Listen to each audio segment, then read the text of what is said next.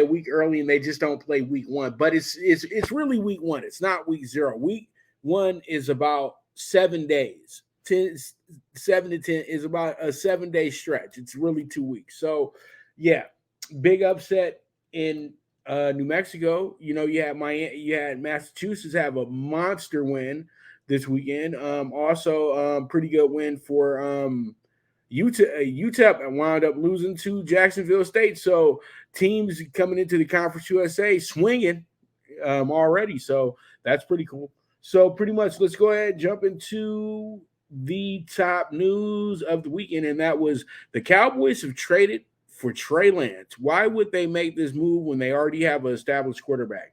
Well, we know that San Francisco pretty much quit on Trey Lance very early in the game. It wasn't really expected that they would do that. I thought they would actually absolutely try to, you know, mold him into their guy. It seemed like he got rave reviews from everybody.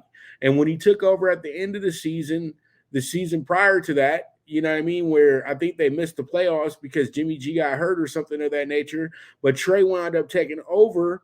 And there was all this excitement about Trey Lance being the next guy up and being the next Kaepernick and being the guy who's going to lead them back to the promised land and be the guy that's going to get them their Super Bowl, all that good stuff. They hyped up all that stuff throughout the summer. Trey Lance is light years ahead of everybody, blah, blah, blah, blah, blah. And then we got to Chicago and a monsoon, and he winds up losing the game, a close game. And I thought that he did pretty well. I thought he was a gamer in that game because dude, nobody was going to be able to be a great quarterback in that weather. I'm sorry. You can sit up here and act like, somebody like Tom Brady or somebody would have been able to have a great. No, nobody has a great day in that type of weather. Sorry. It's just not going to happen. It literally was a monsoon category 2 type situation going on there. So he couldn't beat the weather. Next week, he comes out, breaks his leg. Next thing you know, the guy is now out for the season. He broke his ankle, actually. Now he's out for the season. He can't play anymore. And they say, well, you know what? We just got to throw in our guy. You know what I mean? Because Jimmy G comes back. He gets hurt. Okay, we're going to throw in our third string and don't mess it up. It's still Trey's job. Don't worry. It's still Trey's job. Shanahan came out and said it's still Trey's job. And then all of a sudden, Brock Purdy started playing a way that really suited the offense a lot better than everybody else who was starting at quarterback for the moment because the team was running hot. Come on, you had just picked up Christian McCaffrey. So there's a lot of things San Francisco pretty much did, and now they're gambling. And so pretty much they sent him somewhere where they know he probably won't be able to get his revenge right away. And that's Dallas. Dallas felt like they were a fit. They felt like they could really do some things with Trey Lance.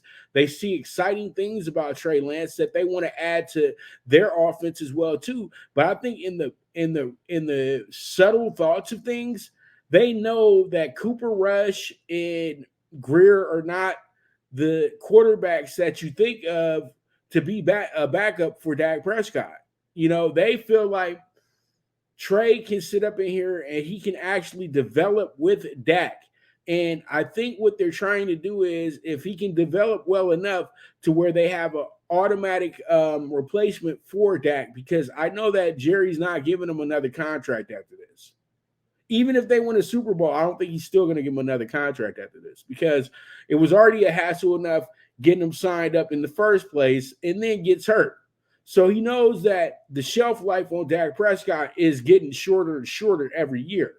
So he has to be prepared for the future, and this is the way that you prepare for the future without worrying about drafting a player because the draft has not been able to produce great quarterbacks in the last few years. You got Herbert and Lawrence, they're the exception, but the other guys, they're doing well, but Burrow as well too. Well, the quarterback position's been doing pretty good. Okay, let's keep it real. But before that, it was still a crapshoot. It's always a crapshoot. So Dallas doesn't want to go into the draft looking for another quarterback once they move on from Dak. They would love to have a quarterback already developed in a college, high school type of sense of the word, because I know they truly feel that Dak is really on his last few years as a dominant quarterback, and they don't want him as an average quarterback. That's what I'm seeing here.